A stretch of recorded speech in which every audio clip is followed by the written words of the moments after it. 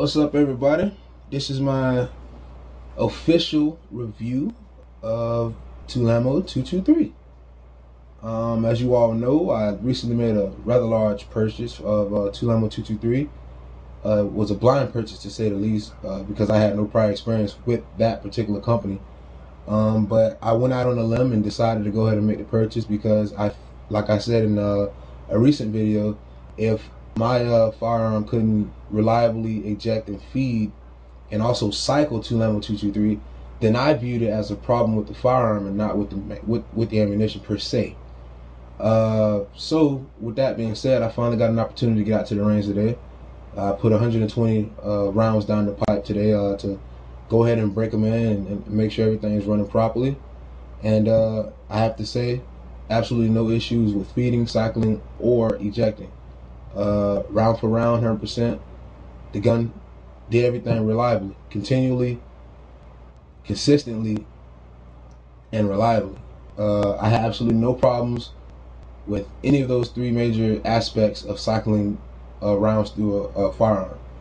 With that said, today wasn't really a day for accuracy per se, because generally speaking, ARs are gonna be well within the range of sub MOA or just over MOA. So I really don't see the need to have a video on those aspects, but I figure what the hell anyway.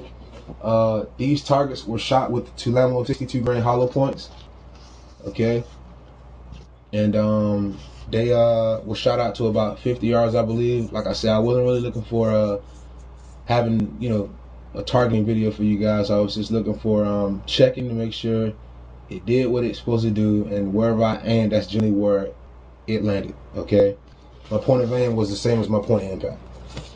And as you can see, the groups were kind of tight. I was consistent up to the point where I started to fatigue using the heavier profile barrel.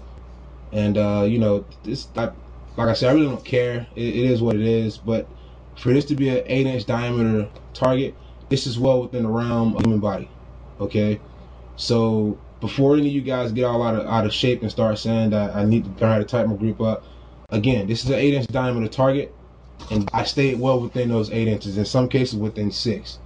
So again, this is well within the realms of a human body or torso, center of mass. All right, and there's the other one. And again, like I say, the groups were generally very tight, other than fatigue, where they start to loosen up a little bit. I did notice with the weapon that after about 20 rounds or so, at about a 2-second interval between each round, the handguards got sort of heated. They were warm, you know, above room temperature warm. They were noticeably warm. I won't say they were hot enough to you couldn't fire the weapon, but they were warm. So if any of you guys are looking into purchasing Midwest Industries Gen 2 SS free float rails, just be aware they do get warm. They're not hot, but they're warm. So if you don't like taking warm showers, be aware of that. The bolt carrier group that I purchased off eBay wasn't purchased from any particular manufacturer. It was purchased from some guy that had bought them off some military contractor who made bolt carrier groups for the M4. At least that's what he told me. I had absolutely no problems out of the bolt carrier group whatsoever. It fed, it cycled, it extracted reliably time and time again for 120 rounds. And that's not to say that this is the end all be all, that okay, you fired 120 rounds, your gun is 100%. No, what I'm saying is that so far into this build and having the first opportunity to put rounds down the range, I can't identify a problem that may come up. I couldn't run it under the harsh conditions that I would have liked, but with that being said, I think that I made the most of what I had available. And again, to get back to the ammunition, Tulammo, it as it has been stated is a milder loaded cartridge. Okay, now what that means is that the recoil from it, or not necessarily the recoil, the amount of flash powder or gunpowder in each casing is not as much as you would find in you know, your brass counterparts or companies who actually make ammunition to get further or go further, hit harder, and to reliably cycle the action. All right, Now, with the Tulammo, I did notice it was a very perceivable decrease in recoil, and also a perceivable decrease in the impulse that came from the recoil.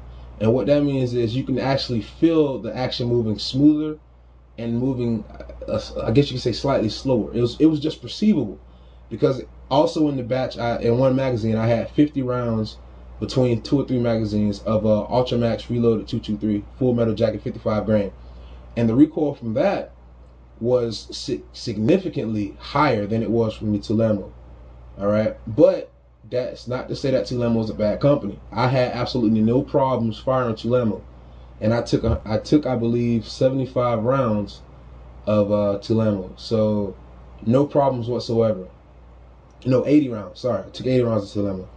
No problems whatsoever. It cycled my mid-length profile, or my mid-length gas system, very, very reliably. Okay, this is not a carbine. This is a mid-length.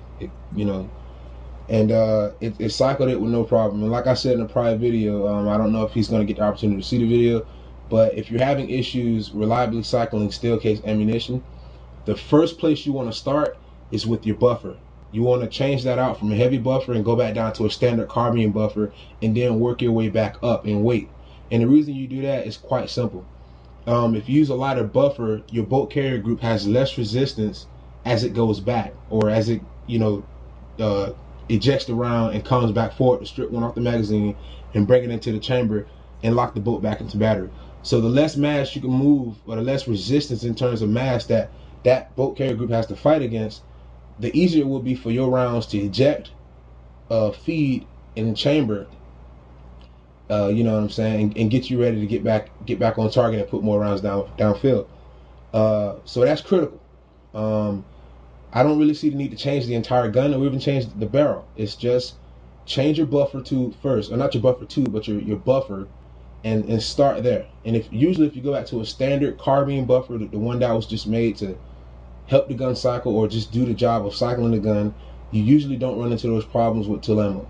Okay, I've shot Brown Bear, I've shot Silver Bear, I've shot MFS, I've shot Ruog, Golden Bear. I've shot all these steel cases through ARs, and not once have I had a problem if you use a carbine buffer. I generally don't get into the realm of heavy buffers or anything like that, because my ammunition of choice generally falls below 62 grains. Again, my ideology is I'm sort of a prepper. I'm sort of a I believe that there are some things in this country that are going to come down the pipeline in the near future. So I prepare accordingly, and I can only buy what my pockets allow me to buy, because I work a minimum wage job.